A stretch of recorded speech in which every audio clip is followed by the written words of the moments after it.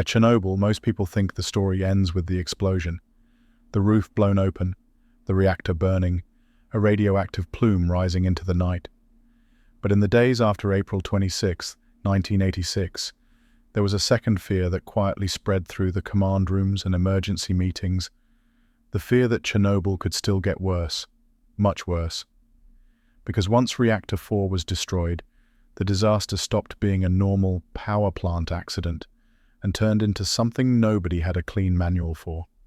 The core was exposed, fuel and graphite were burning, and the question wasn't just how to put out a fire.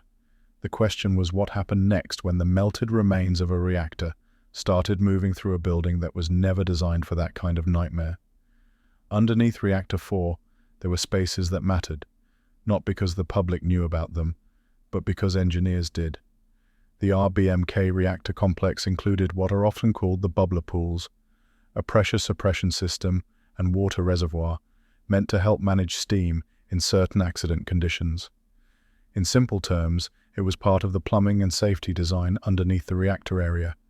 After the explosion, those lower levels didn't stay dry. Pipes were ruptured. Water moved where it wasn't supposed to. Firefighters, trying to stop the inferno above, pumped in enormous amounts of water, and that water collected below. So now you had a destroyed reactor above and flooded spaces beneath. This is where the second catastrophe fear began. When a reactor is shattered and burning, the materials inside don't just disappear. They heat, soften, collapse, and in some conditions, melt into a radioactive semi-liquid mixture, often compared to lava. In Chernobyl's case, this molten mass, corium, formed from fuel and surrounding materials, including concrete and structural components. And early on, officials feared that if that mass burned downward into a large pool of water, it could cause an extreme steam event, a violent flash boil that could potentially eject additional radioactive material. Now, it's important to be precise here. The popular internet version of this story often sounds like a guaranteed doomsday detonation. But that's not how real engineering emergencies work. In the first chaotic days, people make decisions with limited information, under pressure, and with terrifying unknowns. They don't always know exactly what is happening inside the building. And at Chernobyl, the radiation levels made accurate inspection incredibly difficult. What's clear is that the fear was taken seriously enough that a decision was made. The water in those bubbler pools had to be drained. The problem was that the valves weren't sitting in a clean control room. They were down in corridors that had flooded, contaminated water, darkness, and the lingering hazard of being near Unit 4's destroyed heart. The route was not a dramatic, deep dive like some TV versions suggest, but it was still a mission into a dangerous, radioactive environment where the people involved could not truly know what dose they were absorbing, minute by minute. 3 men volunteered for the job: Oleksiy Ananenko, Valery Bespalov, and Boris Baranov. Ananenko and Bespalov were engineers who knew where the valves were. Baranov, their supervisor, accompanied them. They entered with protective gear and carried dosimeters as they moved through the flooded areas to reach the controls. And they did what they came to do. They opened the valves to drain the water. This is the moment where the myth machine usually takes over. For years, you could find versions of this story claiming all 3 men died days later. That claim is false. The record shows they survived the mission, and later, reporting and professional organizations have publicly noted the correction. Boris Baranov died years later, in 2005, from a heart attack, not immediately after the valve operation. So what did their mission actually prevent? Here's the honest, factual answer. It reduced risk during a period when officials believed a dangerous interaction between molten materials and accumulated water was possible, and when they were working with incomplete information. It was a rational step under uncertainty, remove a potential hazard from the equation. But we also have to add what later evidence suggests, because this is where the story becomes more complicated.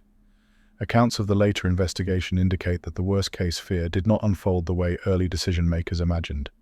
Reports describe corium beginning to drip into flooded areas and cooling, rather than causing a catastrophic secondary blast.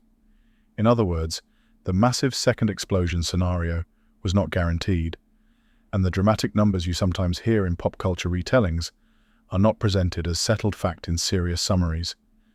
That doesn't make the mission meaningless. It makes it real. Because the truth is, Chernobyl was a disaster where people were forced to act without perfect clarity. They were trying to manage a destroyed reactor that was still evolving. The building was radioactive, unstable, and in places literally burning. In that environment, even a low probability risk can be treated as unacceptable, because if you're wrong, you don't get a second chance.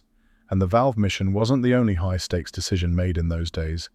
As the response continued, teams worked to pump out contaminated water, limit further spread, and stabilize the wreckage. Plans were debated, some ideas were tried and then abandoned. Even today, online retellings often mash multiple emergency actions into one simplified storyline, which makes for good drama, but poor history. The larger point is this: Chernobyl didn't just test technology, it tested human judgment. When a system fails in a way nobody expects, people become the last safety layer. Engineers, operators, firefighters, recovery workers, people who had to make decisions in the fog of disaster, where too late wasn't a dramatic phrase, it was a real boundary they were terrified of crossing. And that's why the bubbler pool story still matters, even after you strip away the exaggerations. 3 men went into contaminated corridors to open valves because the people in charge believed the alternative might be catastrophic. They succeeded. They survived. And the world, years later, turned it into a legend. Part hero story, part misinformation, part cautionary tale about how disasters get rewritten over time. So if you ever hear someone summarize this moment as a guaranteed, Europe-ending explosion that was seconds away, remember what the real record shows. There was fear, there was uncertainty, there was a mission, and there was a real attempt to reduce risk in a situation that had already gone beyond normal human experience. Because sometimes, the most frightening part of history isn't the moment something explodes. It's what comes after. When people realize the rules have changed, the instruments can't be trusted, the information is incomplete, and they still have to decide what to do next. And at Chernobyl, that next decision was made in the dark, in radioactive water, with 3 men turning valves that most of the world didn't even know existed. If you're interested in the stories history doesn't fully explain, the places left behind, the events that changed everything, and the details most people never hear about, then you might want to consider subscribing. On this channel, we take a deeper look at Chernobyl, its hidden history, and the unanswered questions that still surround it today. No hype, no shortcuts, just careful research, quiet observation, and stories worth taking the time to understand. If that sounds like something you'd enjoy, go ahead and subscribe. There's a lot more to uncover.